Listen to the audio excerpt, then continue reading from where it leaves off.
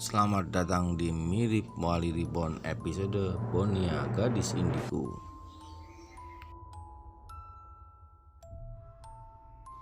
Bonia itu gadis Arab, bapaknya dari Mesir dan ibunya dulu TKW yang kemudian jadi istri orang Mesir itu. Dia di Jeddah, sekolah di Arab, tapi pintar bahasa Inggris, bahasa Indonesia, bahkan bahasa Jawa. Aku banyak tahu karena tanya jawab setelah kejadian.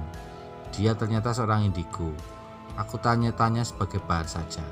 Kakeknya adalah seorang darwis. Pengen tahu darwis itu apa? Nah, itu nanti ku ceritakan. Indigo itu ada macam-macam dan ada bawaan bayi, ada karena keturunan, karena kepancingan jin, kepancingan siluman, bahkan iblis.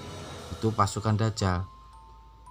Di dalam Al-Quran disebutkan, dan kami jadikan bintang-bintang itu alat-alat pelempar jin, setan, dan kami sediakan bagi mereka siksa neraka yang menyala-nyala. Semuanya punya kadar yang beda-beda. Jadi jangan bangga dengan indigo kalau belum tahu asalnya kayak apa. Indigo juga macam-macam.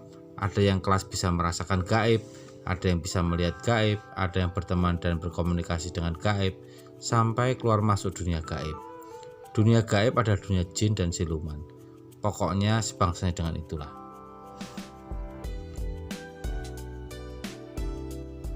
Bagi saya pribadi, indigo itu malah beban.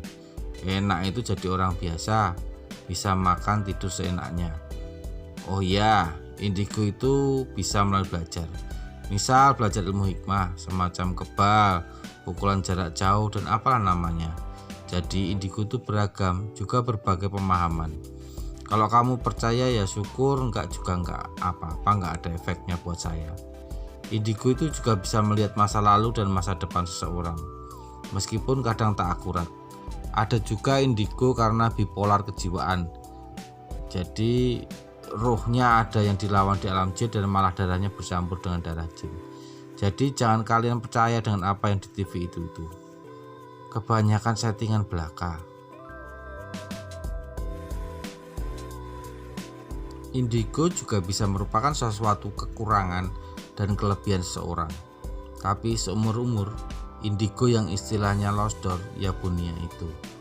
Tatapannya tajam dan akurat, bisa menebak dengan presisi. Itulah Bonia, sesuai cerita aku buka ke kalian yang baca ceritaku bersenyawa pendapat denganku. Kita harus ingat dengan dalil-dalil baku ketika menghukumi indigo ini. Sesuatu ramai yang di YouTube saat ini, belum tentu senyatanya.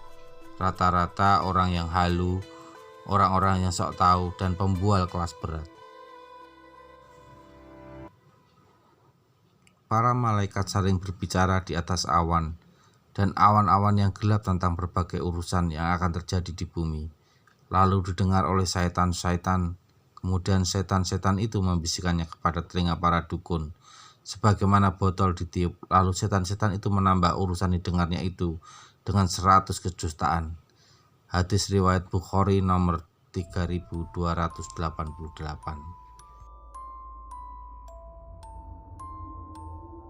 Demikian pula akan saya sampaikan di dalam surat Al-Jin ayat 8 sampai dengan 9. Dan sesungguhnya kami telah mencoba mengetahui rahasia di langit, maka kami mendapatinya penuh dengan penjagaan-penjagaan dan panah-panah api.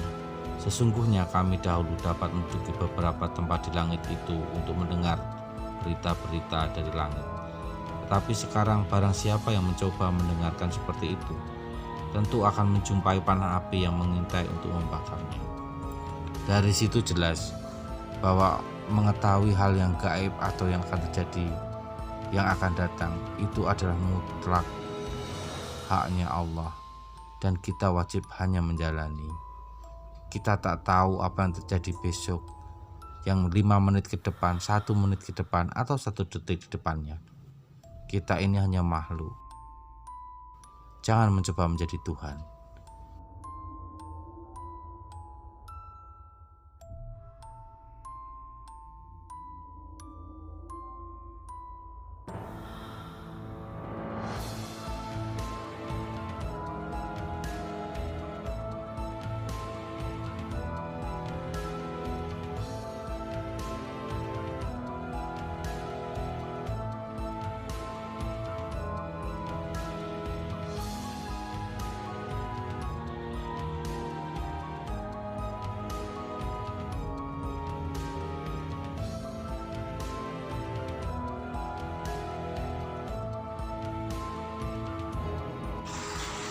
Yang aku pahami dari kata-kata Mas Andi kepadaku adalah menyentil secara tak langsung. Jika diterjemahkan dalam bahasa Lukas, di Purwodadi itu tak ada yang bisa maju karena semua ingin menjadi pemimpin dan merasa sama kedudukannya, padahal masih sangatlah awam dalam dunia tarekat ini.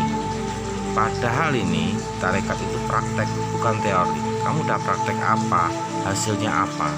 Itulah yang dimaksud dengan penempuh jalan rohani. That's nothing.